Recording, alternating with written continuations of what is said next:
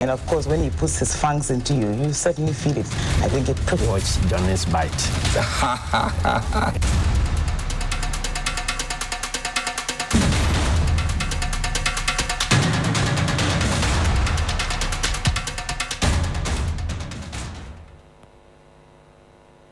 You know, I've watched you. Sometimes our people disagree with you, but I mean, I understand some of your approach. I mean, sometimes we take a hard bite. It helps us as politicians. Nowadays, when I listen to you, I even panic. Why? Hey, Why do you panic?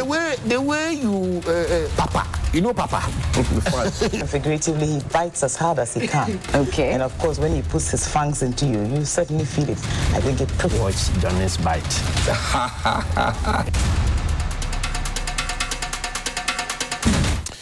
Bismillahir Rahman Rahim. Alhamdulillah Rabbil Alameen. Hasbunallah wa ni'mal wakil. The Lord is my light and my salvation. Whom shall I fear? And yea, though I walk through the valley of the shadow of death, I will fear no evil, for you art with me. Thy rod and thy staff, they comfort me. Thou preparest a table before me in the presence of my enemies. You anoint my head with oil, my cup runneth over. And surely goodness and mercy shall follow me all the days of my life, and I will dwell in the house of the Lord forever and ever. Amen. Assalamu alaikum. It's Thursday. Welcome to Johnny's Bite. Today is the 16th day of January. Today will be the 9th day in office of the first 120 days of His Excellency John Dramani Mahama, President of the Republic. And already he's shaking stuff. Green letter, white letter, 9 days, only 9 days in government, and he's shaking spaces. And let me serve this notice again. Those my friends who are in the MPP who disagreed with every view that I put up there, even though some of the things that I said were repeated by the likes of Engineer Kwabena Japan, Kennedy Japan, named Dr. Baumia himself. They were repeated when they were looking for the MPP flag bearership. Don't come back to me. And don't come back to me trying to tell me what to talk about. Because you said what we do here is bad, is unprofessional. I'm a stomach journalist. I'm this. Don't cross that line. Because when you were busy taking screenshots to go and earn your keep, I was also taking screenshots for days like that. I'm telling you, don't cross that line. Leave it there. You failed to build bridges. And we will show you how, if you decide not to build bridges, it is done. Some of you Latter-day Saints think that for some of us who have worked for 20 years of our lives within the same space and garnered experience and expertise can just be rubbished by some 20 megabytes. Oh, I'm waiting for you. I am so waiting for you. I am so waiting for you, you have no idea. You said what I was doing was bad, it was evil, it was not good. Now you want to come to me to come and give me topics to discuss. Suddenly the platform that you said was so evil is now good. Don't cross that line. You are pretty much like those senior citizens who kept mute over the last 8 years. And yet A+ is talking. MP for Guma Central. Mr. Sari Obeng, he's talking. He says he has given the police 48 hours. If they do not come out to tell us who the murderers of Ahmed Hussein Swale are, he will put the names out. And he says there's an influential member of parliament who was part of the plot, who made the call, who gave the direction to say, go and kill Ahmed Hussein Swale. Ahmed Hussein Swale was under police protection. They said they had Black Rasta saying that, oh, Ahmed A+ should get police protection. Which police protection? Under Dampari. No, I'm asking a question. Which police protection are we talking about? Ahmed Hussein Swale was under police protection. He was killed. In this country, if you don't take your security into your own hands, you are doomed. You are dead. You're gone. I'm telling you. Because we have political police, we have proper police, and we have protocol police. I'm telling you. I'm not joking about it. I'm serious. You don't even know who you are telling, who you are saying your issues to at the counter. You don't know who the person is. how the person got in, whether the person is a crony, whatever. You don't know. In this country, I showed you a letter of over 500 immigration officers who got the appointment from the Jubilee House even before training began. I showed you that letter before. Signed by the Honorable Chief of Staff at the time. I showed you. Yeah. We all know that you go for officer training, right? Before you enlistment, you go for the training properly before you are enlisted. This one, the appointment had already been made even before the training began. So you go and buy your forms, you go for medicals, you'll be running Hector sector in our friend David Eklu's voice. And then you'll be running around hoping that you will get the appointment, but you will not get anything.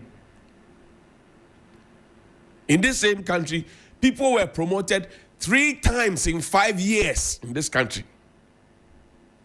In the security service. And it cuts across judiciary everywhere. Yesterday when I spoke about it, people started sending me plenty messages. Everywhere, judiciary, everywhere in this country. That nonsense affected every sector of our society.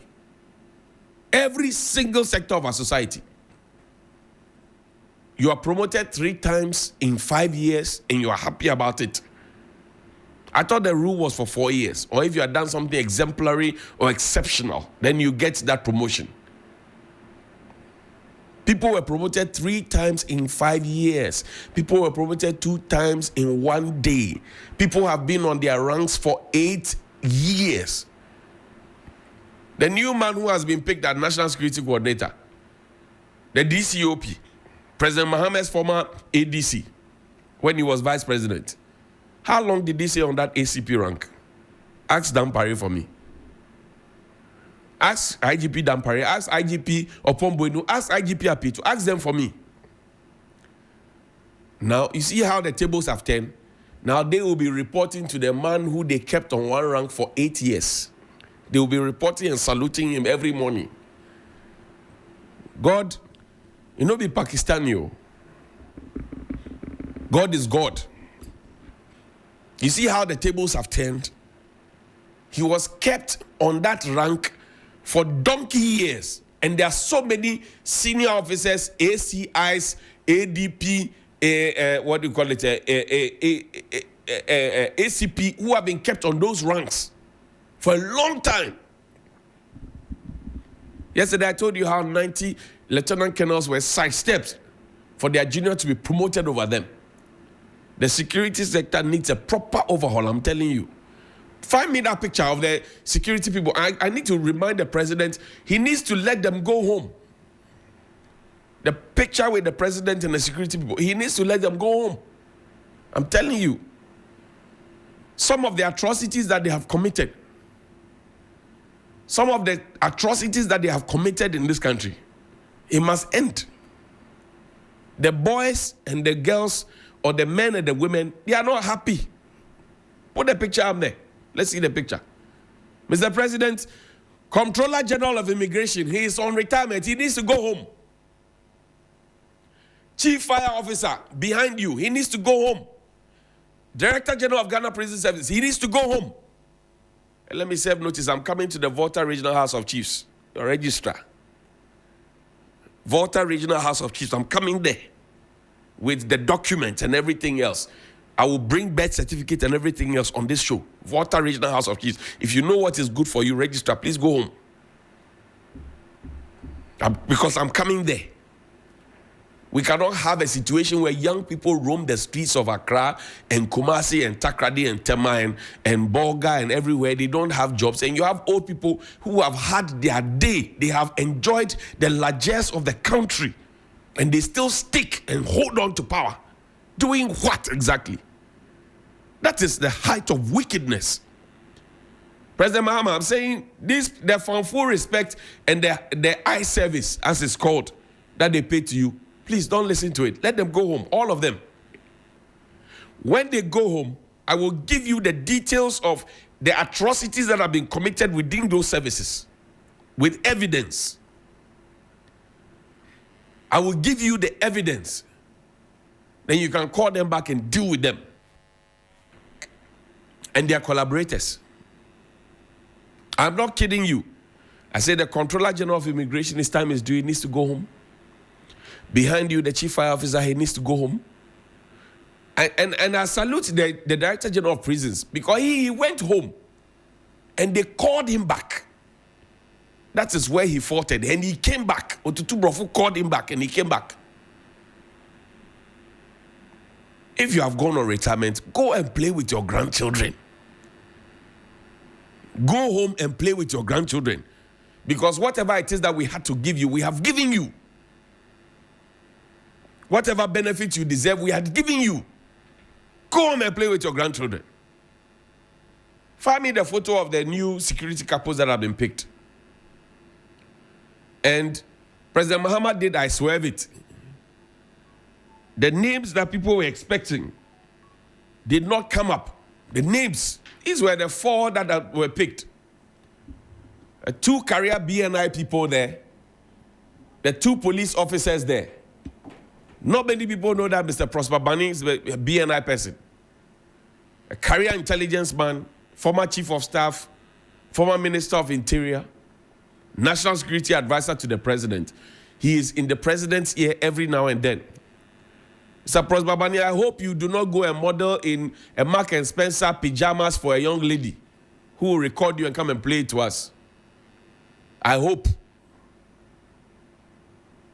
Because when the president wants, if we want to know where the president is, you are the man we will ask.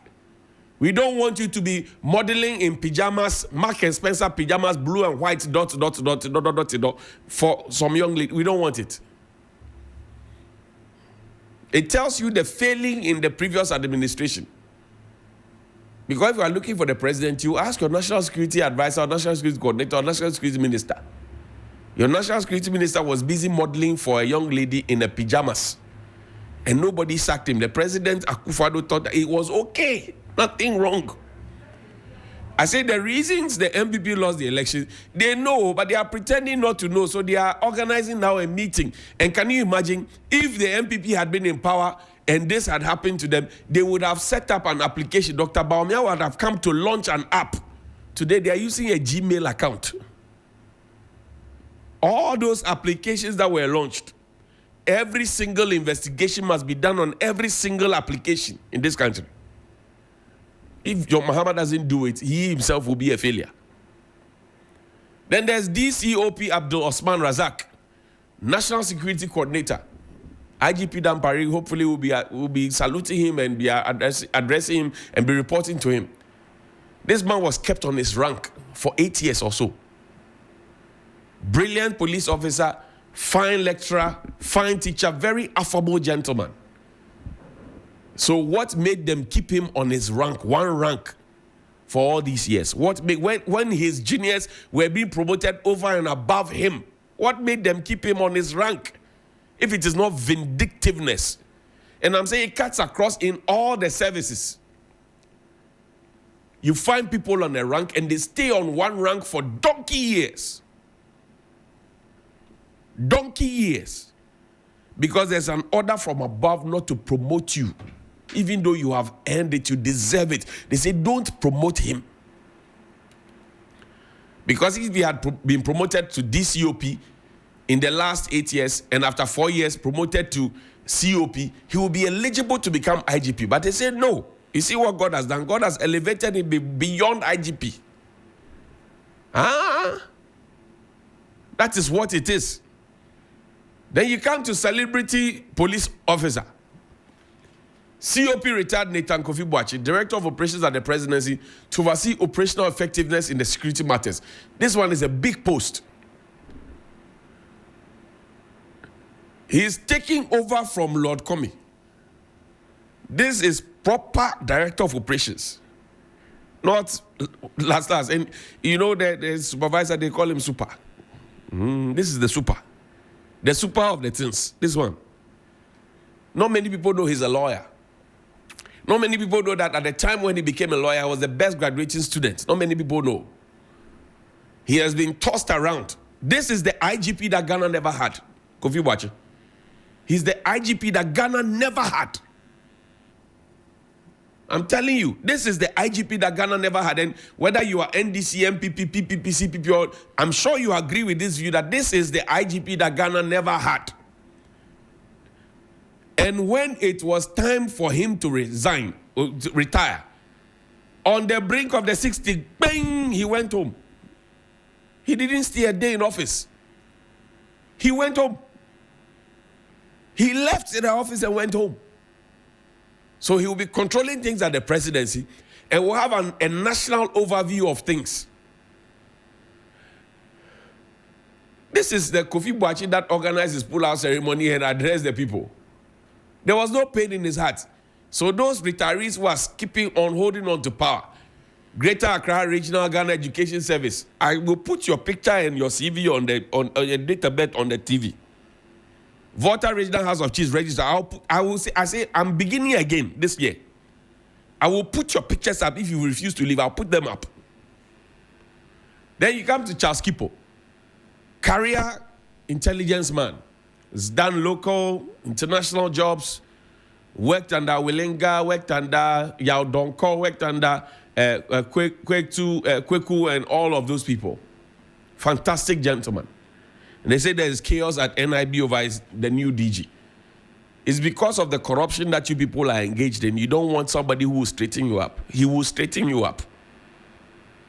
So that you don't take your gota and your sidearm to go and be intimidating people in watching queues. He will straighten you up.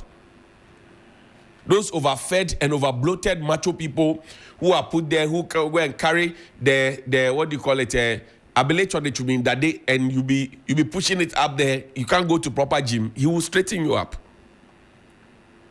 When you come to places, you announce to everybody that you belong to the national security. You are from BNI. You announce it to everybody. Oh, we're growing up. People did not announce to people that they were BNI or national security.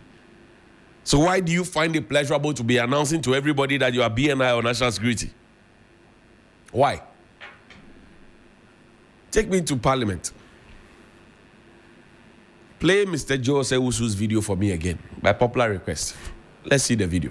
The rules, or else I'll go past you and call other people. Mr. Chairman, I think that I have to make it clear that I am not happy with the way that I am treated on this committee. Mr. Chairman, I want it on record that I never impugned ill motives to the nominee. I simply referred to scandals and sought to find out how he left the bank, so we assure ourselves that he had no role in those scandals, because a vice president was held responsible and he also left as vice president. I never impugned ill motive. I never accused him, and I would like that to be on record that I am not happy about the way you have treated me on this committee. Honorable Suhini, you're not ready to ask the question. I'll move on to my next question. No, I've ruled you out. I'm asking another person to. What kind of rudeness is this? Adjoa Safo is asking, what kind of rudeness is this? This was how the Committee of Appointments was chaired back in the day. This was how it was chaired back in the day. Good morning to Honorable Bernard Ahiafo. Good morning to you. Now, show me the membership of the Committee of Appointments, just so the public knows, so that all those visitors who come to the platform, they will know that they are visitors. I want the public to know. I didn't publish that document. The Speaker signed that document and put it up there, and we picked it as media. And I want to remind you what the Speaker signed onto. And Honorable Bernard here for MP for Akachi South is a member of Parliament, right, for his people. He is also the first Deputy Speaker of Parliament. This is what the list is. Honorable Bernard here for is chairman of the Appointments Committee. Honorable Emmanuel Amakofi-Boa is the vice chairman of the committee. Honorable Kwame Govins Agboja is a member of the committee. Put it up there. Honorable Mahama Ayarega is a member of the committee. Honorable Agnes Namomolati is a member of the committee. Shaibu Mahama, MP, is a member of the committee. Alasan Umar, MP, is a member of the committee. Alexander Kwamina Apenyo-Marking is a ranking member. Honorable Patricia Apiaje is a deputy ranking. Honorable Frank Anodompre is a member, and Patrick Yabuama Esquire is a member. This is the composition of the committee. I can tell you, if Joe Wise was chairing this committee, only these people will ask questions. And we wouldn't have stayed up to 9 p.m. and 10 p.m. listening to vetting. I'm telling you. So, Honorable Bernard Ahiafo, can you go back to the status quo ante, where you have the standards that have been set by your predecessors who handled the vetting committee, to say that if you are not a member, you just visit us. We decide when we give you an opportunity. Because it is in giving these opportunities that backbenchers now feel obliged, who are not even members of the committee. Because Dr. Gideon Baku is not a member of this committee. But yesterday he had a press conference. Backbencher, first timer, holding a press conference in Parliament to slam a deputy speaker of Parliament. Have you heard that before? That has been occasioned because Honorable Bernard Ahiafo allowed it. And I have a quote, a favorite one, I've forgotten the author. He says, if you settle down less than what you deserve, you get less than what you bargained for. If you settle for less than what you deserve, you get less than what you bargained for. This is the membership of the committee. Bring it up. The membership of the committee. Put it up again. Let's see the membership of the committee. This is the membership of the committee as endorsed by Parliament. 11 members. 4 on the side of the minority. 1, 2, 3, 4. Afenyo Making, Patricia P.J., Anodompre, Patrick Yabuama, 4. The other 7, which includes the chairman and the vice chair, are on the side of the majority. So how do you allow 4 people to control the rest of you? And if you look at it, listen to the vetting again. The minority asks more questions than anybody else on the table, even though their number is not up to that of the majority. Rightfully, they have to scrutinize.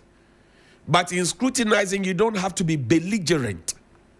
Find me Dr. Gideon Baku, and you see, look, do we know what it means to say,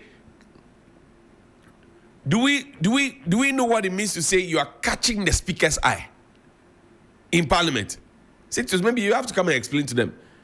You're a member of Parliament. You have to catch the speaker's eye to be able to speak in Parliament. You are not even 10 days in office. You are holding press conference as backbenchers. Wow. First time MP backbencher. You are holding press conferences already, less than 10 days in office. Welcome to the party. Play the video. Our advice from the minority is to boycott any invitation from the Ora team. We are not going to be part of it because we believe that there are constitutionally established bodies that can investigate any so-called misdeeds of the government. What are they doing? What they are doing is to go about disturbing people, entering homes, taking vehicles, seizing vehicles, and more or less taking over lands from people who have genuinely purchased land. What the former government officials have done is to acquire properties that legally they were acquired. No illegality has taken place. In any case, the NDC, their members have also acquired lands in this country. The executives, they live in the cantonment, they live in the airport, they live in the charities, lands which were government lands, which they bought many years ago. The people of Ghana should not tolerate this order, which is out there to only persecute the former government officials. Thank you very much. Advice from the minority. So this is an advice to everybody. You have grabbed something, but they say, if oral call, don't go. I agree, don't go. Worsen your situation, worsen your case, don't go. If oral is wrong, MP for Swami, don't go. Don't go anywhere. If oral calls, don't go. Be at home. Stay in the property. Yeah, be there. It's your property. You got it. Stay in there. When the day of reckoning comes, you will gnash your teeth when the day of reckoning comes. Also, if oral calls, don't go anywhere. Stay there. Say, find me Dr. Gideon Baku's video, please. And I'm saying these are backbenchers, first-time MPs, holding press conferences in Parliament. Less than 10 days in Parliament. And some including slamming the chairman of the Appointments Committee. And I've just showed you the membership of the Appointment Committee. If I, Johnnie Hughes, were the chairman of the Appointments Committee, only the 11 people on my list will ask questions. The rest will be observers. They will not be citizens. This demand and this slamming that is being made on Honorable Bernard Ahiafo because he allowed it to happen. At least I have covered Parliament before. At least I have observed proceedings before. At least I've followed Parliament since I started my practice. And my work experience spans longer than most of those MPs in Parliament. Some of them have never worked before. Never worked anywhere before. After school, straight student politics, they get party structure, bam, Parliament. Some of them have never worked before. We have changed jobs. We have sent applications. We have written aptitude tests and all of those ones. And I'm saying that first-time MPs, there's a way you do your stuff. Maybe the orientation that was given was totally different. But if you're a backbencher and you don't catch the speaker's eye, and you go for election again, your people will say they have not heard you speak. They don't know what you went to Parliament to do. This is just a caution. And also to the Honorable Bernard Ahiafo. Council, the people on the streets, they are not happy with you. So change the narrative.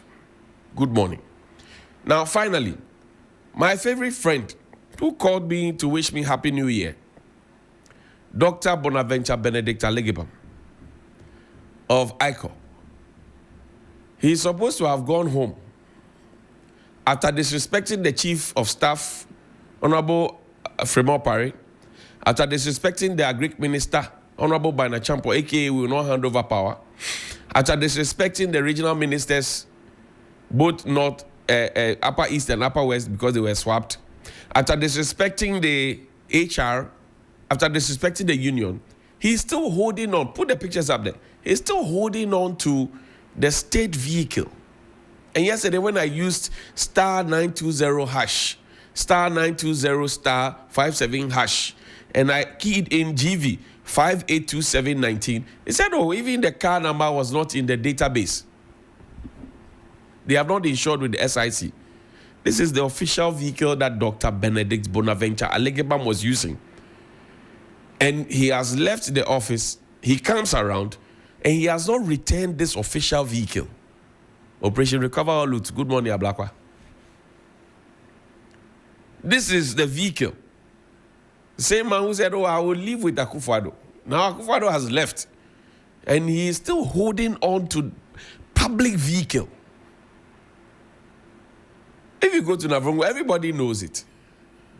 This vehicle, everybody knows it because belongs to ICO.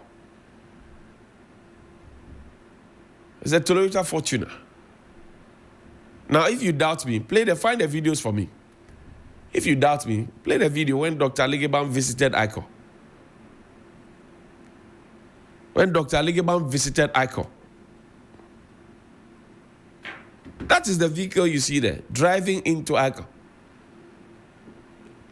That is Dr. Alegebam you see there on the corridor. He went to the account office. Put the video up there. Put the video up there.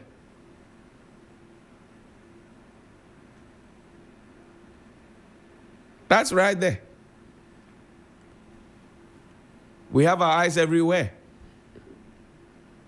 Why should anybody leave office and still hold on to state vehicles? So the new boss of ICO, what is he going to drive in? Is he going to use Lega-Benz? Is he going to walk and use Lega-Benz or what? This is what I'm talking about. The example that the young people have to learn from. The children in the schools, what they have to learn from. Is this what we are teaching them to learn from? Is this what we are teaching them to learn from? I'm asking. And if President Mahama wants to succeed, these things should be a thing of the past. I'm happy that he listens.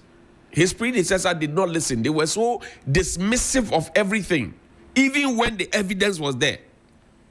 One of my friends told me that, Agenda 111, by the close of, before the elections will happen, we'll have 30 of them commissioned, blah, blah, blah. Go and check the ones that were commissioned. I told my friend that they asked the contractors to paint the outer and fix the air conditioners. Go to any of those Agenda 111 that was launched or commissioned or whatever it is. Go around, ask them to take you on a tour into the facility. Azankwan, Ajana 1, Ajana 2. Azankwan. Pure Azan, nothing more. Meanwhile, the money that was supposed to be for Agenda 111 has been spent and chopped. Azan. And those who chop the money, they must be held accountable. Put the vehicle up again. So those who are recovering state assets, those who are supposed to know when the vehicles are supposed to be handed over, the GV number plate. I'm showing you the number plate. If you are pretending not to know, I'm showing. Put the number plate up. I'm showing you the number plate this morning. That's our friend, the Vice Chancellor of the Stubborn Academy, Dr. Bonaventure Benedict Alegibam. He has gone home. He still comes around ICO and is holding on to state property.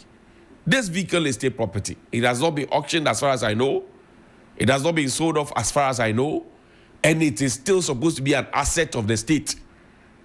What is it doing in private hands? Number two, why is it not even insured with SIC? There's an SIC branch everywhere in this country. Why is it not insured? It's a simple question I'm asking. So if you are a friend, I say, Dr. Liviam called me to wish me Happy New Year. I was happy about it. Very happy about it. And he knows that I don't hate him. It is some of the things that people do that I don't like. For me, right is right, wrong is wrong. And right, the day must win. To doubt will be disloyalty, to falter were to sin. I will end with the last video. Please, Honorable Joseph Osei Wusu, play his video again. That's the video we are ending with. So Honorable Bernard Ahiafo takes a cue from it that he has 11 members on his committee. And if he wants to maintain sanity on the committee, not for anybody to come and hijack the committee, he will keep the 11 members and keep them to ask questions. Anybody who comes to say a friend, watch, don't ask. Play the video. Happy with the way that I am treated on this committee. The rules, or else I'll go past you and call other people. Mr. Chairman, I think that I have to make it clear that I am not happy with the way that I am treated on this committee. Mr. Chairman, I want it on record that I never impugned ill motives to the nominee. I simply referred to scandals and sought to find out how he left the bank, so we assure ourselves that he had no role in those scandals, because a vice president was held responsible and he also left as vice president. I never impugned ill motive. I never accused him, and I would like that to be on record that I am not happy about the way you have treated me on this committee. Honorable Suhini, you're not ready to ask the question. I'll move on to my next question. No, I've ruled you out. You see the way they rule for committee? Shine your eye. 055-924-2717 and 055-691-0154. 055-924-2717 and 055-691-0154. Shine your eye. Call me. Let's have a conversation. Good morning. Good morning, Johnny. Chairman, how be?